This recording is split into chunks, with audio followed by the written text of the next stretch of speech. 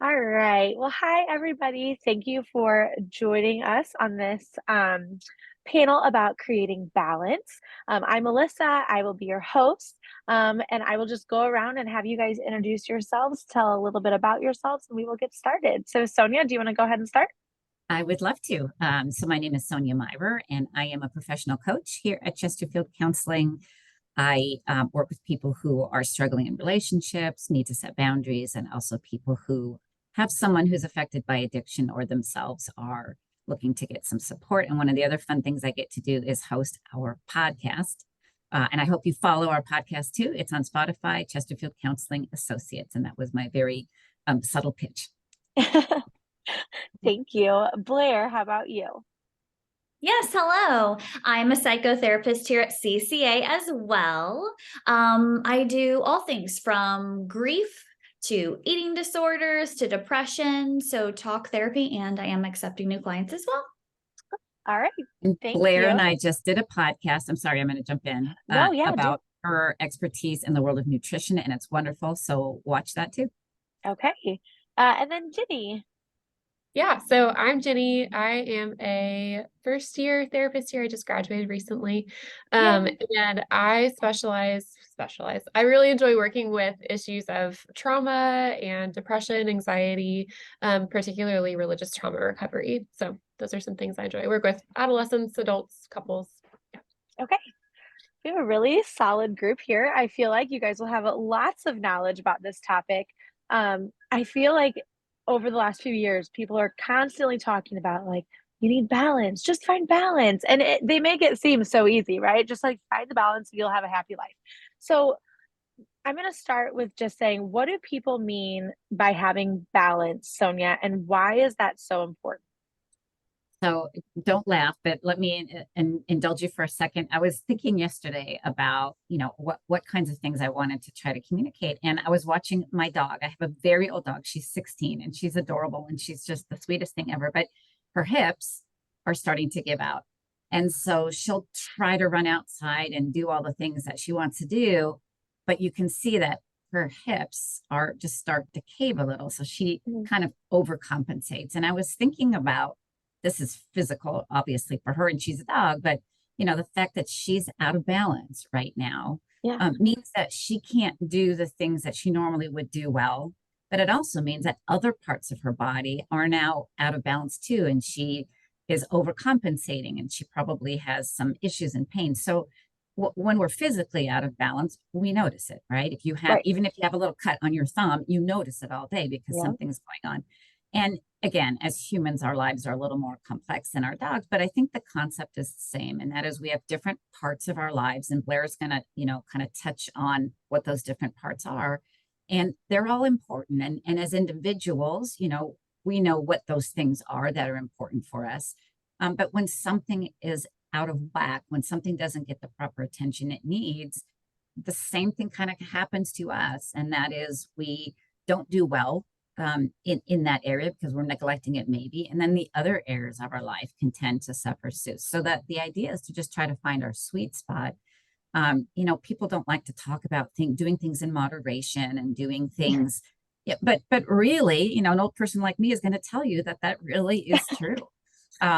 So, uh, when we talk about those different parts, we also know as people in the mental health business that there are overlaps. And so if I am not paying attention to my mental health, my physical health will suffer too.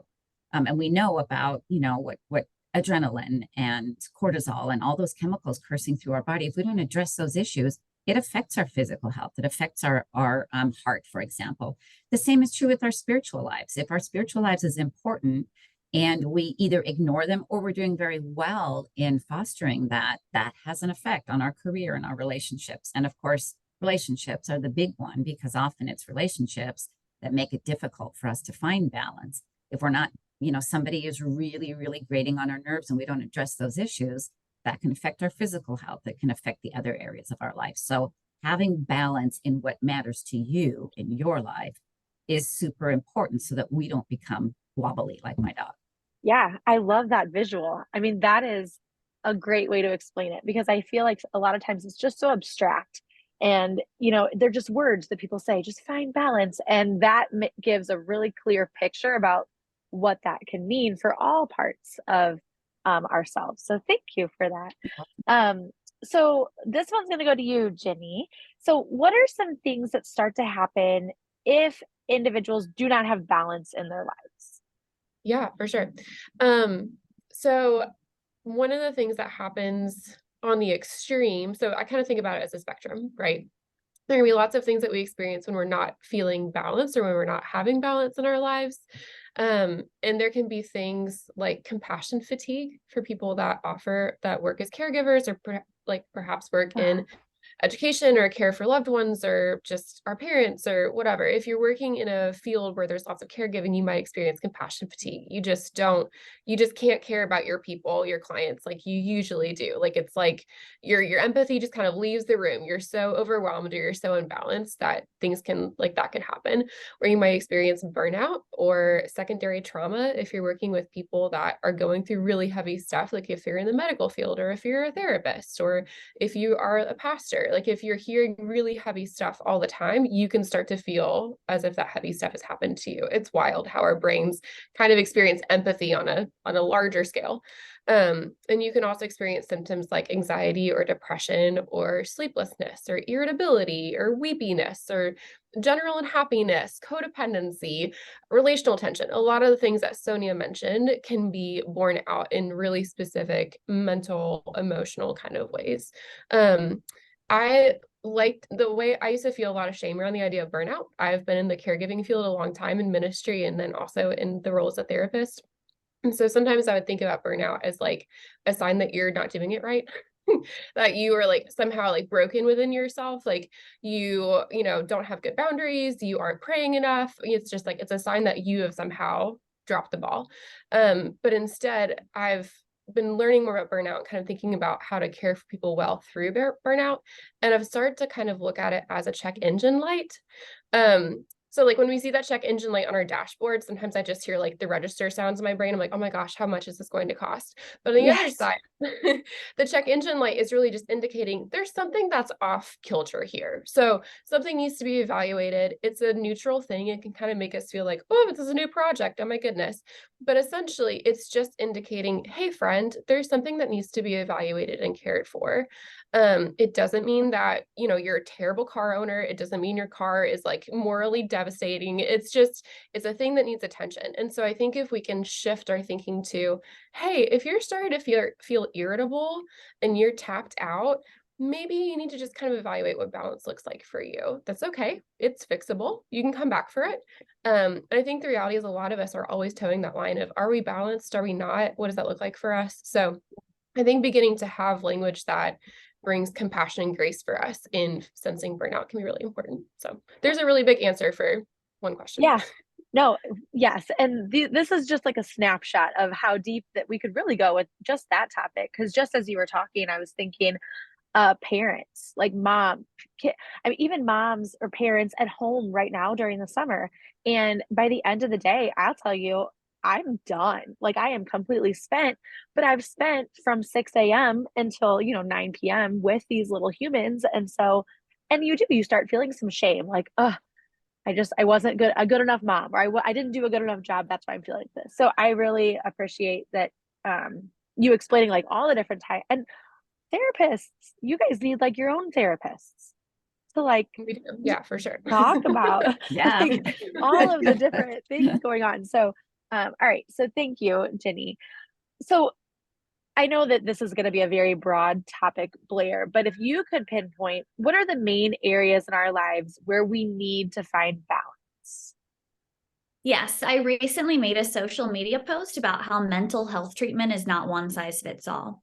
So finding balance and therapy treatment in general is individual and unique. So who am I to decide where you need balance? As a therapist, I can tell you that the popular areas are fashioned after what we call the biopsychosocial model that we all frequently reference around here. And which means that we check in with ourselves physically in our body, mentally with our feelings and emotions, and relationally, how are we interacting with other humans? But it's important to mention that just as areas of balance vary, they're seasonal as well. So maybe you've spent the last season honoring and honing in on your education or career, and now it's time to focus on your relationships.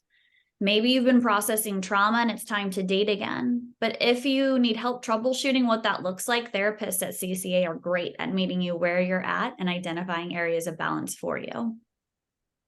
Thank you. Yeah, I guess it would be really individual. Every person is going to be different in what they need. And I like how you mentioned how you might have just tackled something really big and you're ready to move on to the next big thing in your life or the next challenge. And so therapists can help you kind of navigate those waters.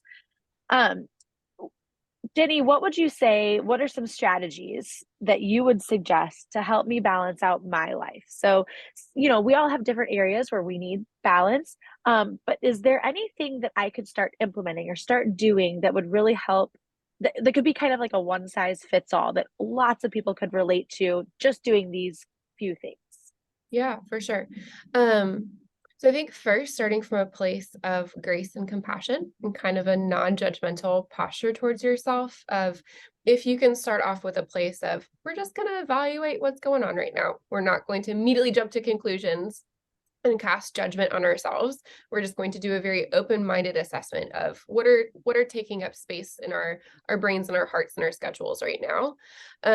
So I think it's important to just notice what takes up your time. So sometimes that could be something as simple as doing, if you have like a paper schedule or a calendar and you sit down and just kind of evaluate what are the things that I'm having to book into my life all the time, both within if you're working outside the home or within the home or the caregiving jobs, the tasks that you have to do to take care of your home, your self-care practices, your doctor's appointments, your social life, just an evaluation of what are the things that are in my world. And then being able to move through and notice what matters most to you. What matters most to you because you care about them? What matters most to you because you need to pay the bills? What matters most to like maybe others around you? Like, I don't care very much about this thing, but my partner cares about this deeply. And because I love my partner, I need to honor that to a certain degree, and kind of thinking through what are the things that you need to keep in your evaluation of your balance. And then kind of thinking through what do you maybe need to let go of for now to experience a sense of balance. Like what are things that, what they usually matter to you, but they don't matter most in this season. And so kind of thinking through what are things that you might need to let go of, save for later, delegate to others if that's possible. In the meantime, observing your self-care practices and making sure they're holistic and tailored to what brings you life. Sonia does a beautiful job talking about self-care. I'm just going to brag on her for a second. And one of the things I love about the way that she talks about self-care is that it's very holistic. It's not just, are you taking a bubble bath and thinking about your feelings? It's like, are you also going to the dentist? Are you also talking to a life-giving friend? Are you going to your doctor's appointments? Are you engaging in spiritual practices? Are you getting your feet in grass regularly? What are ways that you are caring for your whole person? Because the reality is that when our lives are unbalanced and we're feeling that pressure, unfortunately, that's when we need to up our self-care practices, which feels like just the worst juxtaposition of all time. It really does. What does our nutrition look like when we're drowning? And I think the thing that's most important is just acknowledging that sometimes we're in unbalanced seasons. Like if you have a newborn, you're in an unbalanced season. I just got out of grad school. It was terrible. And I wasn't able to do a beautiful home cooked Pinterest meal the way I want to because it brings me life. No, we were doing freezer meals because we needed to survive. So I think it's important to notice what matters most in this season and then kind of think through what can stay, what might need to change or go. Yeah. And giving yourself grace. I feel like that was kind of weaved throughout your answer, just like remembering that, yeah, things are going to be messy sometimes, and that's okay. And I think social media plays a huge role in making everyone feel like they need to be this perfect, make these perfect meals and be this perfect mom and this, you know, boss lady and all of these different things. And it's like, no, that's not real life. That's what you're seeing. But that's not real. And so just giving yourself that grace. Um, so okay, Sonia, just I know say, what you're going to ask. just say, okay, look, you don't understand how busy my life is. You I don't get don't. it. Okay. Like you're not me. And I just have all these things going on. So how can I possibly incorporate balance? I can't take out anything, Jenny was, Right. take things out if you can, but like, I just can't. And I have no help. Yeah. And so what am I going to do? First of all, I'm trying to get this image out of my head of all my clients taking a bubble bath, talking about their feelings. That what a world we would have if that's where we were all at. So thank you for that, Ginny. Listen, I'm a coach. And so I take people after they have been hopefully kind to themselves and said, I can't, I can't, I can't. And I said, okay, so what is this I can't costing you? You know, if change is not something you're willing to do, then we can keep talking. But at some point you have to ask yourself the question, you know, is my unwillingness to change? And the only person who can change things in my life is me. I'm not going to get permission from someone else. My kids are not going to say, well, mommy, I really think you should go do this and that to take care. You know, my partners, my friends are not going to say, please set boundaries with me. That would be fun. I'm the only one who can decide that. And I have to ask myself, is my non-action, is my saying I can't worth it compared to what's happening? So there's a price that we pay for not initiating change. And that price is, you know, and Ginny, I love the way you described it, but we start to leak on other people. We start to not be the people that we want to be. And that's where a little red flag goes up in my head. And I talk with my clients about, okay, so what are your options? One of the first things that I find a lot of times is that my clients are pushing against the reality that there are 24 hours in a day. And for some reason, they just don't want to accept that. And I show them the pie and I said, the pie isn't going to change. The way you divide it up can change, but you cannot change that. That's how many hours you have. And part of the problem that I find often is that people struggle with setting boundaries. And, you know, they might say, well, I can't say no to that person because, you know, they might get mad at me, or I can't say no to my boss, or I can't say. So sometimes it's a matter of really thinking about different relationships and setting boundaries. And, you know, we do a workshop about that. There's lots of books out there about boundaries, but really a boundary is saying, I only have so much time and capacity, and I have permission to say no. I have permission to say that's not going to work for me. And it's okay if the rest of the world isn't happy with it, because the price I'm paying for saying yes all the time is at a cost to the people that I love and I care about. So again, I think recognizing that you are responsible for you. I don't let people get away with, but I didn't have any options. Unless you're in a season of life, and Ginny, I appreciate that you spelled that out. Unless you're in a season of life where you've decided, okay, for the next 6 months, I'm going to just do the best I can to survive. And that can happen several times. But unless you're in that time, you know, you throwing up your hands and saying, I have no options, my boss made me whatever, that gets old after a while. You have the responsibility to take care of yourself and to show up as the best human that you can be in whatever way that matters to you. And what I'm hearing is it's not going to be easy necessarily. So sometimes it's not easy. And the thing that is nice about having a therapist or a coach is that you're not doing it alone.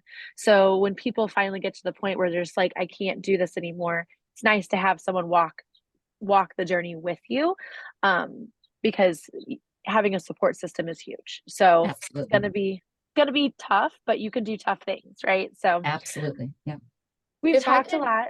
Oh yeah, all right, go. just a thought on that too. I think that's one of the things that's really helpful about having a therapist or a coach is to have a third party who's not involved directly in your, like, is just your therapist, like they exist in that space, right? And they're able to say, hey, you are in a season of life, maybe you do need to rethink through your priorities. Or, hey, friend, maybe you really need to stop making excuses. Not really that black and white, but to be able to have a person where you can process that with, and they aren't your roommate, they aren't your partner, they're able to be more neutral and support you, and that can be really useful just to have like a sounding board to work that out. Yeah. So just a side plug for that. Yeah, totally. So we've talked a lot about, you know, individually or the adult world, what balance looks like. But there's a whole nother population of people living amongst us that don't have balance necessarily in their lives. So what if someone is worried about their child and having balance in their lives? What are some ways that as a parent or a caregiver of a child, you can keep them healthy and balanced? And I'll give this to Blair. Kiddos. I recently did a podcast with Sonia and mentioned modeling first and teaching second. This can apply to balance. So if we tell our kiddos to make time for homework, but we don't model self-discipline, or we want them to feel connected, but we don't show up for opportunities of community. What does that double standard say? So my personal favorite is showing my daughter how valuable my self-care routine is. So while some people may say it's selfish or be opinionated, they don't get to assign the meaning, and living that out for her to see is important for our household. And as a parent, it's our job to provide, protect, and prepare. So discussing and living a balanced life starts at home, and it starts with us. So whether it's offering structure with time allotment or showing them how to make age appropriate goals, learning balance can be a sharing process. Yeah. Can I I love make how, a little, oh, sorry, yeah. go ahead, Alyssa. No, I was just going to say that the fact that the parent has to model it. A child is not going to be able to just live this balanced life. And I think about like screen time. So if you let a child decide, they would be on the screen or the Xbox or the iPad, whatever, the whole day. And if the parent has to be the guide, right? So you have to set that example. And I think that that's a very good point that you made. Sonia, what were you going to say? I love it. And I love, Blair, that idea of modeling. And I find that one thing that's super important that gets, kids miss out on because we are so scheduled and we schedule them and, there's TV, there's this and this, is just downtime. And by downtime, I mean like downtime. Like mom's going to sit now and read a book and you get to do whatever. I say to my kids and they roll their eyes, you've got 10 fingers and 10 toes. Imagine the possibilities. But kids need to be able to be bored. They need to be able to entertain themselves for a half an hour. We don't have to do that. In fact, if you've watched a kid whine and complain about being bored, who then 5 minutes later is completely engrossed in an ant on the ground, that's a win. So Yeah. encouraging as part of their self-care, also some just really simple downtime.